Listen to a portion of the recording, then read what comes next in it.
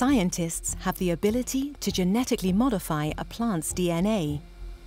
Proponents of GMO say this technology can help make agriculture more sustainable and ensure there is enough food for everyone.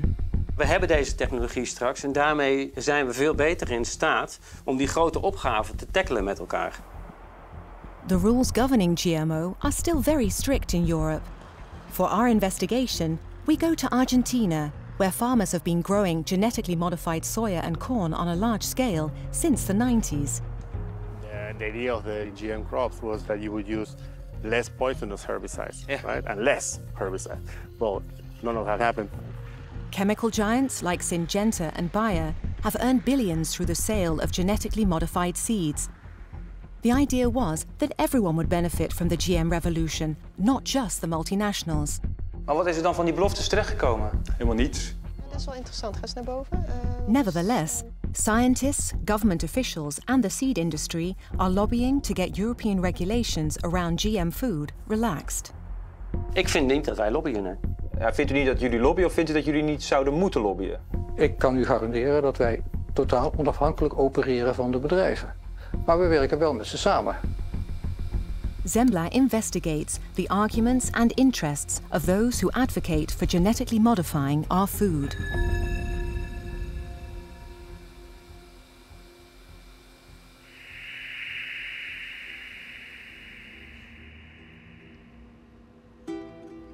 Ik ben hier al in 1996 begonnen met het onderzoek aan tomaten. Dus we werken al heel lang aan de genetica daarvan, maar we gaan nu steeds verder in het begrijpen van wat die tomaat nu echt ziek maakt. We are in Professor Haring's laboratory. Dit zijn dus allemaal genetisch gemodificeerde plantjes. For his research, Haring uses CRISPR-Cas, the latest form of genetic modification. Using this technique, he hopes to discover which gene makes tomato plants resistant to disease. Stel je voor, we hebben resistentie tegen een schimmel gevonden en we denken dat dat ligt aan één bepaald gen van de tomaat. Ja. Hoe kan je dat nou wetenschappelijk bevestigen? Is door dat gen uit te schakelen. Hoe schakel je een gen uit? Door er een stuk uit te knippen. Want dan is dat gen niet meer intact en werkt het niet meer. How is it done? With the help of a genetically modified bacterium, a protein is inserted into the leaf of a tomato plant. The protein basically acts like invisible scissors that cut the gene. Dus het kan zijn dat terwijl wij hiernaar staan te kijken, dat het gebeurt. Het feit dat het knipje in het DNA van de plant gebeurt hier terwijl we het niet zien. Ja, je kunt dat niet zien. Nee. Hoe mooi vindt u deze techniek? Nou, super. Dit is echt... A fantastic technique, in Haring's opinion.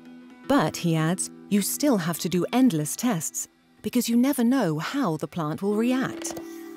Vervolgens gaan wij kijken welke van die planten gaan zich nou normaal gedragen. Want hier heb je dus een tomatenplant die heeft en bladeren en wortels. Het kan zijn dat je plant blijft steken bij het vormen van bladeren en er komen er geen wortels aan. Dus wij hebben voortdurend heel veel plantjes die we bekijken en dan maar hopen dat er eentje van overblijft.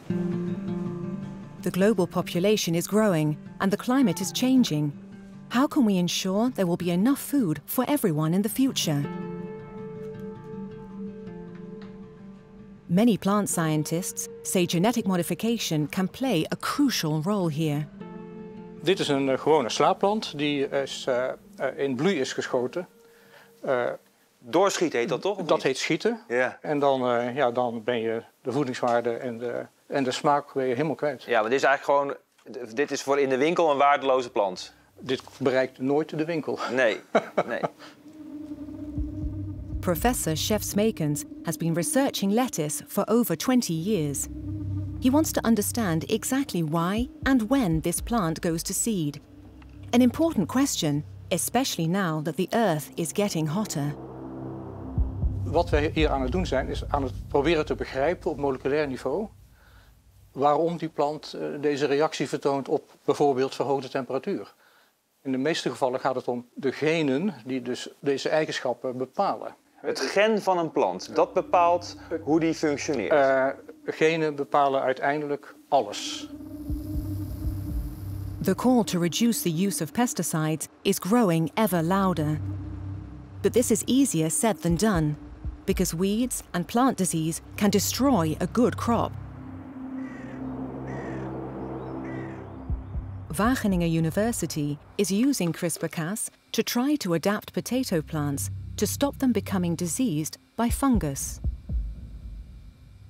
Je kunt heel specifiek op een plek die jij wil in het DNA iets veranderen. En dat is een techniek die in vergelijking tot de technieken die er zijn veel preciezer zijn. Dus dat is waarom er zoveel mensen enthousiast zijn over de techniek. Het is dus een enorme revolutie. Het is een enorme revolutie. Het is niet voor niks dat hier de Nobelprijs voor gekomen is.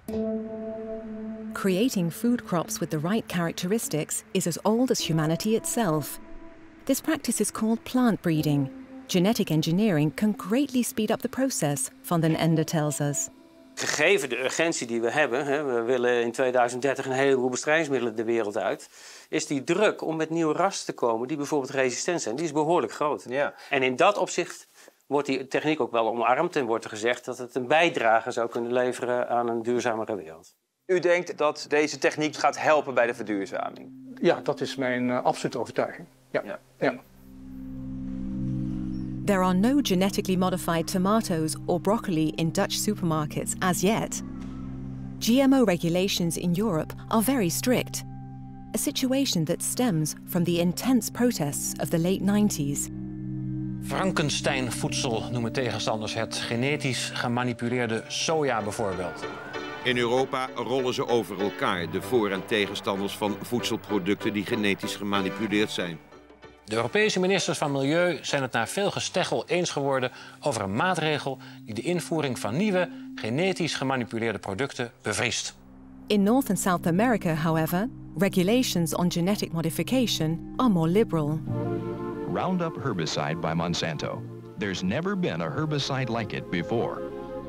Monsanto, the manufacturer of herbicide Roundup since 1976, has created a soya seed that is resistant to that same Roundup.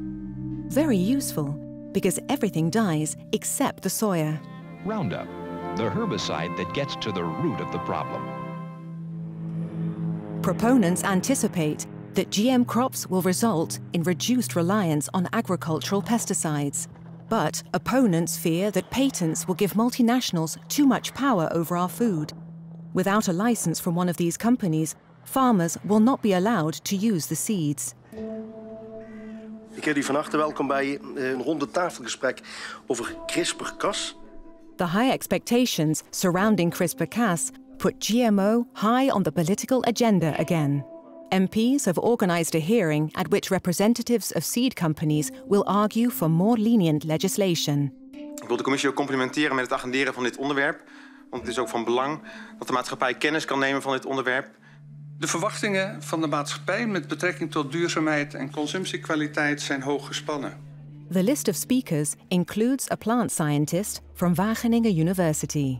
Voor zover ik weet zijn er niet echt ethische redenaties en andere zaken. Want in veel landen waar CRISPR-Cas is vrijgesteld, is er op dat terrein eigenlijk geen verdere discussie. Want het is ja vrijgesteld. Dus dan moet je denken aan Argentinië, aan de Verenigde Staten. Het Verenigd Koninkrijk is er druk mee bezig. Ton van Ham van Zembla. Derkboswijk. Ja, u en mevrouw Van der Plas hebben deze ronde tafel georganiseerd. Ja. Waarom vindt u dit belangrijk? Nou ja, het is een belangrijk onderwerp om de gewassen duurzamer, of in ieder geval minder gewasbescherming te gebruiken. En ook in een tijd met klimaatverandering, met grote bevolkingsgroei, toch een zoektocht is naar telkens weerbare gewassen. En de CRISPR-Cas is een manier die mogelijk in heel veel vraagstukken een oplossing kan bieden. Maar er is ook nog wel heel veel onbekend. Nou, er is hier te weinig kennis in de politiek over, sowieso over veredelingstechnieken, maar zeker over het onderwerp CRISPR-Cas. Ja.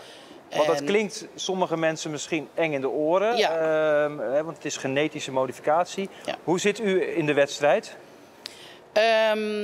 Nou ja, kijk, wel een beetje dubbel. Hè? Ik vind, je moet wel heel goed kijken naar wanneer pas je het toe. Ja. Pas je het toe als het voor economisch gewin gaat, Ja. dan denk ik nee, dat moeten we niet doen. Maar als je planten resistent maakt tegen bepaalde ziektes, dan hoef je dus ook geen gewasbeschermingsmiddelen meer te gebruiken. Dus milieutechnisch zou het heel goed zijn, maar ook voor de voedselzekerheid. Hè? Want je bent ook gegarandeerd van oogsten, zeg maar, hè? Als die planten niet meer ziek worden. Will CRISPR-Cas help solve the global food problem and make agriculture more sustainable? Or will seed companies focus primarily on developing high-profit crops? In the House of Representatives, we approach the director of Plantum, the Association for Plant Breeders. Lauwers is unwilling to answer any questions. Nee, dat is voorbehouden aan de Kamer. Maar daar komt nog wel... We hebben het eigenlijk over de toekomst van ons voedsel. En we hebben het over de toekomst van ons voedselsysteem. Michelle Habits of the Rathenau Institute urges politicians to listen carefully to what their citizens think about GM food. De meerderheid is in principe ook niet tegen. Maar toch is er weinig animo voor het introduceren van deze nieuwe gentechniek in gewassen. Ten eerste betwijfelen burgers of deze biotechnologieën wel de juiste aanpak zijn om de huidige problemen aan te pakken. Habits has been following the GMO debate for years. The study she recently published shows that Dutch citizens are concerned that multinationals will be the ones that benefit most from GM. Het gaat helemaal niet over die technologie aan zich. Het gaat erom hoe gaat die technologie naar onze samenleving veranderen? Hoe gaat die de landbouw veranderen? Waar gaat die macht heen? Wat gaat er gebeuren met patenten? Dat zijn allemaal dingen die moeten we gaan onderzoeken. Daar moeten we eigenlijk antwoorden op weten. En dan kunnen we gaan kijken hoe kunnen we dan, als we die technologie wel gaan gebruiken, ook zorgen dat het op een goede manier eigenlijk in de maatschappij landt. Our investigation takes us to Argentina, where farmers started growing genetically modified crops back in the 90s. There is a lot of claim of what GM-based technologies can actually bring in terms of benefits, but there isn't much attention paid to the problems that they generate. The further behind we leave the capital, Buenos Aires, the more monotonous the landscape becomes. Here we are in a region of the world, I mean Brazil, Argentina, where GMs have been around for 30 years already, so we can really see the problems that are associated with that technology. Pablo Titonel is professor of agroecology at the University of Groningen. He was born in Argentina. We asked him if he could show us the effects of the Argentinian GMO revolution. So you see, this looks actually really very nice. Dark green and very lush, rich, right? Good yield. And normally I tell my students, look at the field like this and tell me what you think. And then now come and look at the field like this from above and tell me what you think. Half of the soil is not being covered. We walk through a field of genetically modified soya. They are genetically modified to be able to resist the herbicide glyphosate. So when you spray this plant with glyphosate, it doesn't die. But if there is a small weed growing there, it will certainly die. So it kills everything? Except for this plant. That's why it's so tempting for farmers. That's amazing, right? You just use one single herbicide. Farmers grow the same crop year after year. There is hardly any variation, and that is bad for the quality of the soil. When you produce a crop with a lot of biomass, you harvest your grain, and then the rest of the biomass, you cut it and you lay it on the ground to cover the soil. That's a mulch, right? According to the type of residue I'm observing here, last year they had a dual crop of wheat and soya, and after the soya there is almost no biomass left. Most of this disappears. So there is no mulch anymore? No, there is almost no mulch. Soil with no plant residue goes from bad to worse, Titonel explains. So when it rains, they destruct these little aggregates and they produce more of this dust, and the dust covers all these cracks, and so it seals the surface. The top layer of the soil is the most fertile one, right? Everything that comes from the plants on the soil comes from the surface. So all those nutrients accumulate in the surface, and that is washed away. That is how erosion is caused. Soya has been sown everywhere with a machine. Yeah. But here, it's gone. It's gone, right? So, because we have a slope this way, a slope this way, and a slope that way. Fertile farmland turns into depleted soil, streaked with large gullies. These things are common in this area because of monocultures, because you're always having crops after crops, no rest. The soil is always being crops, and the soil is always being kept free of weeds during the winter. The GMO revolution has changed the countryside dramatically. Small-scale farmers are disappearing, while other farms continue to grow, and they mainly produce corn and soya. In other words, feed for livestock that is exported to countries like China and the Netherlands. Farming is industrializing rapidly. Tiene un sistema de bomba que no es la normal a turbina, es a pistón esta. Al ser a pistón genera otro tipo de presión, a la cual genera una lluvia mucho más, penetra mucho más en el cultivo. ¿Y qué capacidad tiene? ¿Cuánto carga? 4.500 litros de agua. When these soyas were released on the markets, farmers were able not only to use just one herbicide, but also to do direct sowing, what we call no-tillage. Yeah. Before, when you tried to do no-tillage, there was lots of weeds, right? But now you can install your crop without tilling and using this glyphosate that kills every weed that's there. With the introduction of GM crops, everything can be done simply, efficiently, and on a large scale. You don't need a lot of knowledge, you don't need a lot of employees. Use it whenever you want, and then it will work. Glyphosate as a magic potion, killing everything the farmer doesn't want, but it proves too good to be true. Because more and more plants start turning up that are resistant to glyphosate. This has always been a problem, this weed, even before the GM technology. And actually glyphosate was one of the few herbicides that can control it effectively. But of course, when you use only glyphosate over glyphosate without rotations every year, then you also create resistance, and now they are resistant. The more poison we use to try to kill them, the more they become resistant. So this is not just bad luck and a coincidence? No. This type of development were foreseen, or people who opposed this technology from the beginning, they were saying that this could happen. They are called superweeds. They spread fast.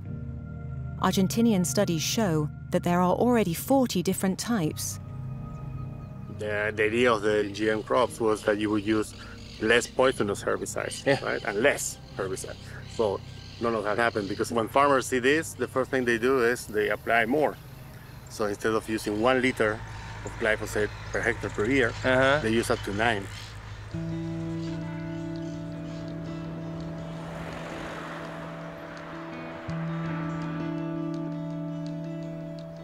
We are on our way to see Miguel Moore. He's been farming on the Pampas between Buenos Aires and Rosario for almost half a century. We want to find out how the arrival of GM crops has changed things for him as a farmer. El chorizo, porque acá las que hacen los márgenes brutos con el tema de la sequía y todo, dijimos, bueno, chorizo y ya casi es de mucho, si no tiene que ser un asadito.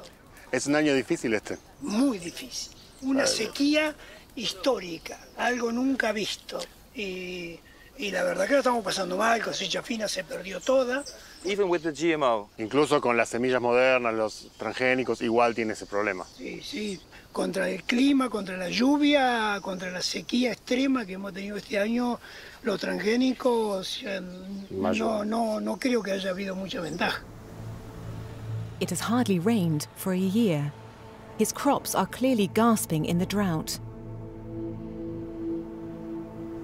Entonces, esta es la mejor parte ahora del campo. Claro, es una parte media baja, esta es la vertiente un poco más cerca y soporta mejor la sequía. Walking further into the cornfield, we see large bare patches. Miguel is afraid that a substantial portion of the crop will fail, despite extensive use of artificial fertilizers and pesticides. El que toma el riesgo y el que invierte es el productor. Las compañías te proveen, sí, los herbicidas, las semillas, todas esas cosas, tenés que ir a pagarlo. Vos lo sembrás y después todo depende del clima para que rinda y para que vos recuperes todo eso que vos invertiste. Porque si no hay rinde como este año que venimos complicado, y no sé con qué vamos a pagar los herbicidas, la semilla, la insecticida. Everywhere in the world, the farmer is the one who takes the risk. There are lots of companies that are making money off the farmer, but it's the farmer who actually takes the risks. Over the years, Miguel has been using more and more herbicides, not just glyphosate. He too has superweeds growing among his soya. La maleza te quita nutrientes y te quita humedad. Y le quita luz, le quita todo, compite con el cultivo. Lo hemos probado con distintos tipos de herbicidas, pero no se muere. Es resistente, el glifosato no la mata, incluso resistió hasta un gramoxone. Gramoxone es paraquat. Paraquat. Y no la mata. No la mató porque las condiciones no eran buenas. Paraquat, banned in Europe since 2007, is a highly toxic and hazardous pesticide. And even this can't kill the weed. In this field of soya, they use a cocktail of different types of herbicides, and you see that the plant is been damaged, of course, but it's not been killed. You see the new parts are already very healthy and already started to produce a flower and seeds and reproduce. Y una lástima no poderle mostrar un buen lote de soja, porque esto es una vergüenza o es un fracaso. It's a shame Lo of not considero being un able to fracaso. show you a proper soya field. Porque esto es casi un fracaso. Esta soja en esta época es un fracaso. This is a A failure. consecuencia, bueno, de la sequía y todo.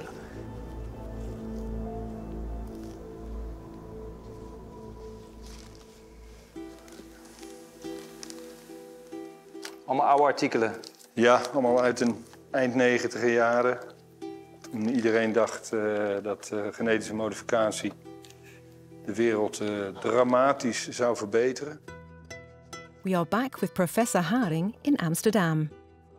De beloftes waren van nou, we gaan vitamine A-rijst maken. We gaan ervoor zorgen dat... He tells us how scientists and businesses lobbied for GMO in the 90s. GMO gaat ons helpen bij hitte en droogte en alle problemen waar we in de landbouw mee te maken hebben. Nog sterker, het is dé enige oplossing die ervoor gaat zorgen dat wij deze dingen kunnen doen. Maar wat is er dan van die beloftes terechtgekomen? Helemaal niets. Ze hebben beloofd dat we minder van dat soort onkruidbestrijdingsmiddelen zouden gaan gebruiken. Het is alleen maar meer geworden.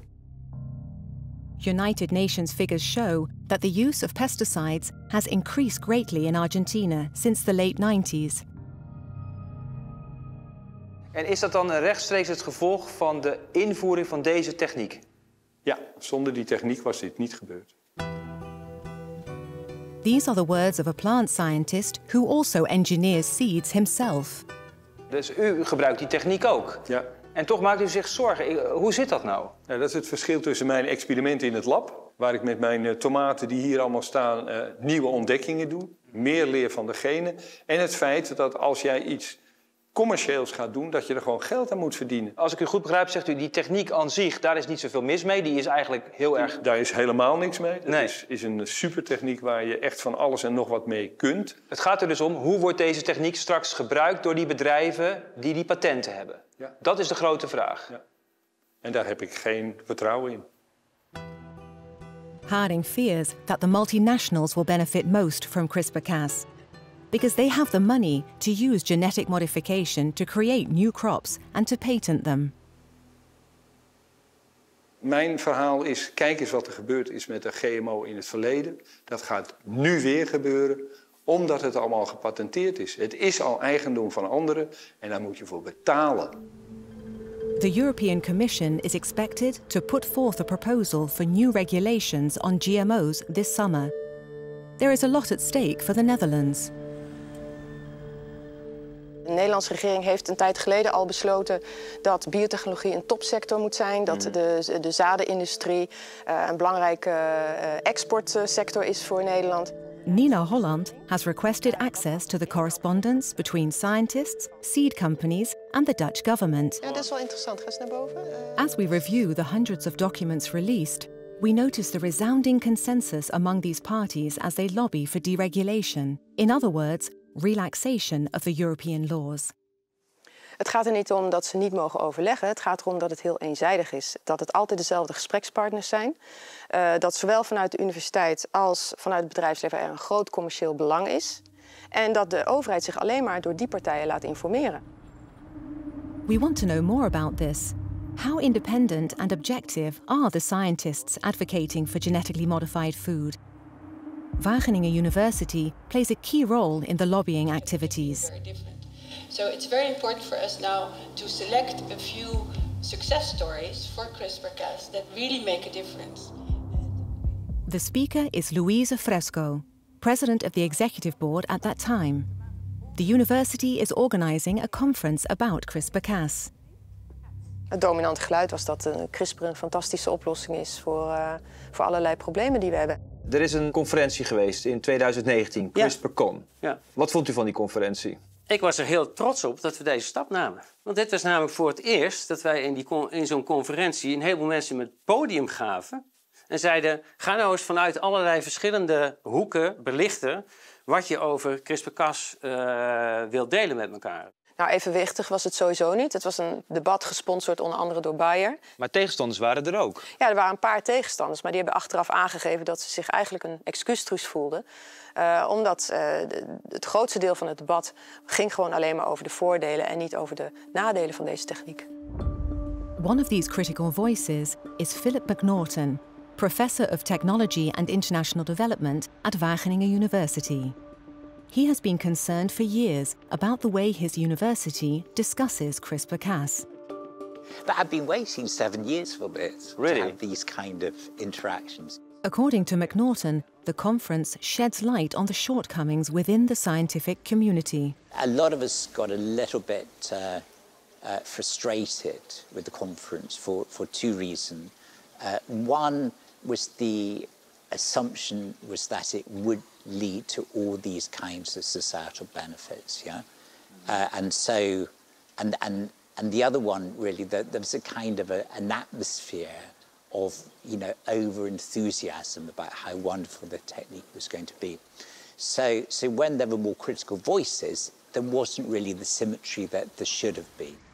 Meneer McNaughton die zei, ik vond het een niet zo'n fijne conferentie. En hij vond dat het een eenzijdige conferentie was. Ja, nou, ik verschil van mening. En ik vond dat een eerste stap waarbij we juist, in tegenstelling tot al die conferenties daarvoor... Het dominante discours is, dit is een fantastische techniek. Die hebben we keihard nodig. En we kunnen het niet permitteren om dat links te laten liggen. Dat blijf ik nog een keer zeggen.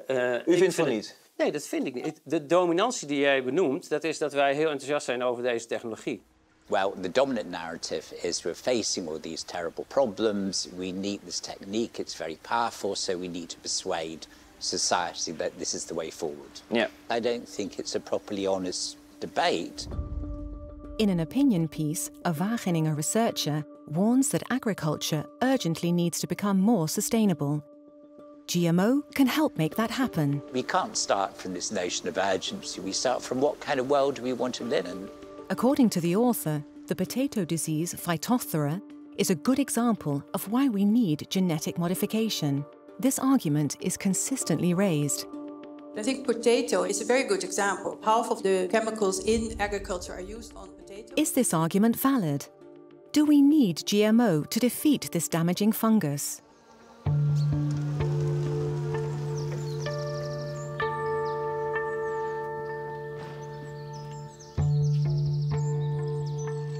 Als je me nou vraagt van waar ga je nou voor, dan is het voor deze. Als ik naar de vorm kijk en de regelmaat, oogdiepte die heel laag is, zeg maar, een belangrijke eigenschap. Ja, niet van die diepe pitten? Nee, precies, want dan moet je 2 keer schillen. Hè? Dan moet je 2 keer met je schilmesje overheen, dat hoeft hier niet. Nick Vos is an organic farmer and plant breeder. He has successfully crossbred Phytophthora resistance into his potatoes. Elk bakje hier is een Phytophthora-resistent, potentieel Phytophthora-resistent ras. Met klassieke veredeling. Dus u bent niet in het lab bezig geweest? Totaal niet. Geen CRISPR-Cas toegepast? Nee, gelukkig niet. Nee, dat hebben we dus ook helemaal niet nodig. Met klassieke veredeling kan je het dus ook doen. Professor Edith Lammerts van Buren explains how plant breeders are constantly seeking crops with the best traits. Je kruist en dan krijg je een heleboel nakomelingen. En die ga je allemaal apart in rijtjes op het veld neerzetten. En dan komt het Phytophthora-seizoen eraan met veel regen en zo. Wordt die ziek? Niet interessant. Blijft die mooi groen?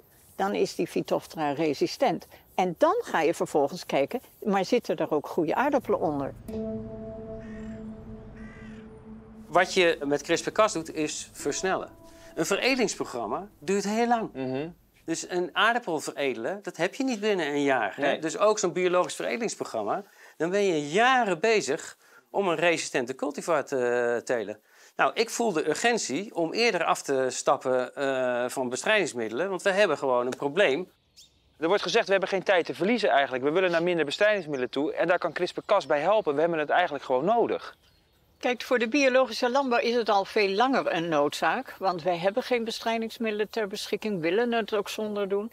Dus Nieke is al heel lang geleden begonnen om Phytophthora-resistente rassen te krijgen. Maar wat vindt u dan van dat er wordt... Dus eigenlijk is het misleidend om te zeggen dat we nu CRISPR-Cas nodig hebben. In the spring of 2021, the Association of Seed Companies organizes a symposium. Key speakers are Wageningen professor John van der Oost and the minister at the time, Cora van Nieuwenhuizen. Nog niet zo lang geleden werd er altijd gesproken over genetisch gemanipuleerde gewassen. Dat had natuurlijk al een hele negatieve bijklank. We spreken nu over... Television presenter Jeroen Pauw is brought in to lead the discussions. Als we zeggen dat die veredeling zo lang duurt, hè, 15 jaar hoorde ik net. Hoe lang duurt het met CRISPR-Cas? Dan kan het in principe binnen een jaar. Dat is toch wel een boute uitspraak. En klopt die? Nou, dat gaan we nou zien. Hij kan misschien in een jaar dat gen in een aardappel ingebracht hebben, maar daarna volgt weer selectie, want er gebeurt natuurlijk van alles. Een aardappel is geen zak Lego-steentjes die je maar even schudt en naar believen verander je een blauw steentje in een rood steentje. Dat heeft een repercussie op de rest van de plant. En je moet dus weer planten daaruit selecteren. Dus in 1 jaar, dat klopt gewoon niet. Dat is niet het hele verhaal. The director of Plantum acknowledges that there won't be any CRISPR-Cas products in our supermarkets anytime soon. Ben je toch nog 5-6 jaar verder misschien, maar het is sowieso veel sneller. Classical plant breeding usually takes 8 to 10 years, Vos tells us, not 15 years, as is suggested at the symposium. Als we zeggen dat die veredeling zo lang duurt, hè, 15 jaar hoorde ik net. Ja, dat is misleidend. Dat is heel sterk misleidend. Maar dat zegt hij wel hier. Ja, nee, maar dat is niet waar. Dat is gewoon pertinent niet juist. Als je bedenkt wat we met dat CRISPR-Cas-systeem kunnen aan toepassingen... Professor van der Oost claims that we can use GM to solve the global food problem. Nou, een goed voorbeeld is dat we op een gegeven moment over 50 jaar... met een veranderd klimaat en een nog verder toegenomen wereldbevolking... dat we voldoende voedsel kunnen produceren om iedereen eten te geven. Ja. Om honger de wereld uit te helpen. Wat vindt u ervan dat dit argument wordt gebruikt? Ja, simplistisch en ook misleidend. Professor Esther Turnhout is researching the role played by scientists in making farming more sustainable. She is skeptical. Het is een heel simplistisch verhaal. Alsof je zomaar met nieuwe technologie een heel complex maatschappelijk probleem kan oplossen. Dat is niet zo. Er wordt op dit moment niet een tekort aan voedsel geproduceerd. Er wordt niet te weinig voedsel geproduceerd? Er wordt niet te weinig voedsel geproduceerd. Maar er is toch honger in de wereld? Er zijn toch mensen die tekort komen? Ja, dat is een verdelingsvraagstuk. De vraag was van Jeroen Pauw, geef eens een goed voorbeeld wat CRISPR-Cas kan betekenen. En dan zegt meneer Van der Oost dus, hiermee kunnen we het hongerprobleem oplossen. Nou, daar kan ik wel van zeggen, dat is niet alleen CRISPR-Cas. Maar wat vindt u van zo'n... Wat ik van een uitspraak die zo eendimensionaal is, dat vind ik onverstandig. Omdat het gaat over een veel bredere benadering. Maar dit is wel... Ik kan ook heel veel collega's aanwijzen die dan zeggen... als we nu allemaal biologisch gaan telen, hebben we over 2050 geen probleem meer. Dat is ook te eendimensionaal. Zeker, maar dit is meneer Van der Oost. Het is een van jullie belangrijkste wetenschappers op dit terrein. En die geeft heel duidelijk aan wat de waarde van de technologie kan zijn. Maar hij suggereert hier dat CRISPR-Cas de honger uit de wereld kan helpen. Ja, nou, ik denk dat ik ben er niet bij geweest. Dit zijn ook de woorden van John, maar dat zul je mij niet horen zeggen. Gaan we nu droogte snel oplossen met CRISPR-Cas? Nee, want we weten nog niet wat we zouden moeten CRISPR-Cassen. We weten nog niet welk gen nou de heilige graal is om droogtetolerantie te krijgen. Hitte? Dat planten beter tegen hitte kunnen? Hebben we daar al een oplossing voor? Als die heilige graal er was, dan was die al door veredeling ingebouwd of door een According to Professor Haring, there aren't yet any GM crops that can solve the problem of drought and global warming. In the correspondence that was released, we come across an email from the manager of new business development at Wageningen. She writes that compelling examples are needed to effectively lobby the European Commission and European Parliament. Wetenschappers uit Wageningen lobbyen niet. Nee? Wij proberen denk ik heel duidelijk aan te geven, voortdurend, dat is namelijk je rol als wetenschap, wat voor- en nadelen zijn van een technologie. Dat is onze kracht. U zegt dus, het is belangrijk als instituut, als onafhankelijk instituut, dat er niet gelobbyd wordt. Ja. Yet the university employee talks explicitly about lobbying. And it is a matter of urgency, because Brussels is preparing new legislation. Ja, ik vind lobby een ongelukkig woord, maar dat zei ik al. Ik vind dat niet de rol van een kennisinstelling. Ja, maar zij gebruikt het woord. Ja, je vraagt het aan mij. Ja. Ik vind de rol van een kennisinstelling, nog een keer, is om heel goed aan te geven, als er keuzes gemaakt worden, wat gebeurt er als je linksaf slaat, dan gebeurt er dit en dit. En als er rechtsaf gaat, dan sluit het dat en dat. Maar kennelijk wordt er gelobbyd. Nou, dat herken ik niet. Wageningen does policy-relevant research for the Dutch Ministry of Agriculture. Maar je ziet er ook staan gevoelig onderzoek. University staff also help to answer parliamentary questions. The title of the project is rather optimistic: Exploring and Clarifying Opportunities Offered by New Breeding Techniques. Nou, als je alleen deze vraag beantwoordt, dan geef je argumenten aan de voorstanders van deze technologie. En dan draag je dus niet op een verantwoordelijke manier bij aan de verduurzaming van de landbouw. Wat vindt u daarvan? Ja, dat vind ik kwalijk en dat vind ik ook zorgwekkend voor de integriteit en de onafhankelijkheid van wetenschap. Vindt u dat jullie, als u terugkijkt, dat jullie in het debat een eerlijk, evenwichtig beeld hebben geschetst van de risico's en de kansen? Ik vind dat wetenschap in het verleden en dus ook Wageningen, dat we daar in het verleden geen goede rol hebben gespeeld en dat we daar ook lering uitgetrokken hebben. En ik denk dat wij heel erg dat debat intern en extern ook omarmen om helder te zijn over wat het wel en wat het niet kan opleveren. Ja, want jullie moeten het totale plaatje vertellen. De voor's en de tegens. Ja. Professor Smekens in Utrecht is also lobbying for GMO. This is evident from emails Zembla has obtained. Is dat de taak eigenlijk van wetenschappers om de politiek te beïnvloeden? Ik denk dat wetenschappers voortdurend bezig zijn met politiek te adviseren. Ja. Of je dat beïnvloeden wilt noemen, ik noem het adviseren. Smekens calls on all plant scientists in April 2019 to sign a letter. Ik ben ervoor dat wij op Europees niveau de regelgeving gaan beïnvloeden. Ja. Beïnvloeding. Dus niet adviseren. Dat is misschien... uiteindelijk als je adviseert beïnvloed je ook. Daar waar wij denken dat er een enorm zwaar algemeen belang gediend is, en dat is hier het geval, vind ik dat wij de politiek kunnen beïnvloeden, adviseren. Professor Haring also receives an email from Smekens. Die wilde dat alle plantenwetenschappers in Nederland het voorstel om CRISPR-Cas te dereguleren zouden ondersteunen. En dat wij als Universiteit van Amsterdam zouden zeggen, daar staan wij achter. Ja, maar vond u dat een goed idee? Nee, dat vond ik geen goed idee. Daar was ik tamelijk pissig over natuurlijk. Pissig? Ja, ik vind dat volledig niet integer. Als je gaat zeggen, we moeten dit gaan beïnvloeden. En hij zegt, dat moeten we niet willen. Wij moeten helemaal niet het belang van het bedrijfsleven dienen. En dan zegt u, ik voel urgentie, want dit zal grote impact hebben op de tuinbouwsector en de Nederlandse positie. Ja. En daarmee gaat het ook repercussies hebben voor de academische plantenbiologie. Zo denk ik daarover na. Dus u bent bang dat als het niet vrijgegeven wordt, dat die bedrijven stoppen met het financieren van dit onderzoek? Dat is mijn verwachting, ja. Want zij zullen hun meest innovatieve projecten naar de overkant van het kanaal brengen. Naar Engeland? Naar Engeland. Universities are partially reliant on corporate funding for their research. Professor Turnhout sees that as problematic. Wetenschappers hebben natuurlijk belangen, maar als die belangen te veel worden gestuurd vanuit het grote bedrijfsleven, dan maak ik me daar wel zorgen over. Dan is jouw positie over een technologie, die wordt vermengd met je positie over onderzoek doen naar die technologie. Suppose that the European Union relaxes the regulations and we soon have genetically modified vegetables in the supermarkets. Will labelling show which carrots have been genetically modified and which carrots have not? According to the Rathenau Institute, that is something consumers want to know. Burgers vinden het belangrijk dat er wel een etiket op komt, want ze vinden dat je als burger die keuze moet kunnen maken of je wel of niet genetisch gemodificeerd voedsel eet. The Ministry of Agriculture claims to care about freedom of choice, but it's not yet clear whether a special label will be introduced for GM crops. The Netherlands has not yet taken a definitive position on how to precisely define freedom of choice in this respect. Vindt u dat de burger op dit moment goed wordt voorgelicht over wat hier op het spel staat? Nee, dat denk ik eigenlijk niet.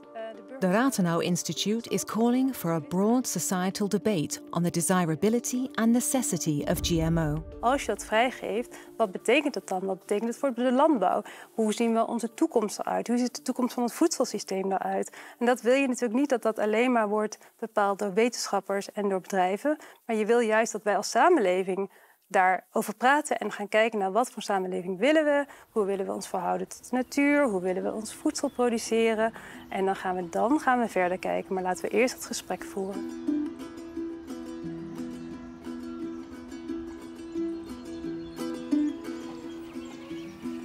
We are on Rodrigo de Nola's farm. He has decided to make radical changes. Once I saw myself doing something that it was against what I liked. Rodrigo no longer wants to grow livestock feed for the world market, but crops for his own cattle and chickens.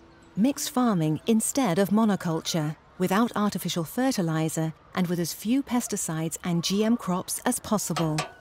He once again takes pride in what he produces. I sell them around here, so they don't go more than 100 kilometers. So it's fresh, it's sustainable, it's regenerating this spot where they live. When it comes to feeding the world, what we need is 1,000 Rodrigos, you know? Because this is the type of circular farming that we're searching for. The real revolution will be the people coming back to the farm. Sustainable farming is considerably more labor-intensive. But this is the only kind of farmer Rodrigo wants to be. Mira esta, mira. Wow. He tells us that his soil and crops have visibly improved. The root of this plant is covered with good bacteria. The bacteria, they can fix nitrogen and then turns this nitrogen from the air into a form of nitrogen that the plant can feed on. It's so important to be able to learn from each other. You know, this is the way we construct knowledge in agroecology. It's not like the professor comes with the knowledge and tells the farmer what to do, but it's more like we find out together, and the experience he has is very rich, and then I learn from it and I can take it to other farmers, and then we get this construction of knowledge which is collective, and it's not patented. The Ministry of Agriculture informs us that it is in dialogue with all relevant parties. Despite multiple requests, the Plant Breeders Association Plantum declines to respond on camera.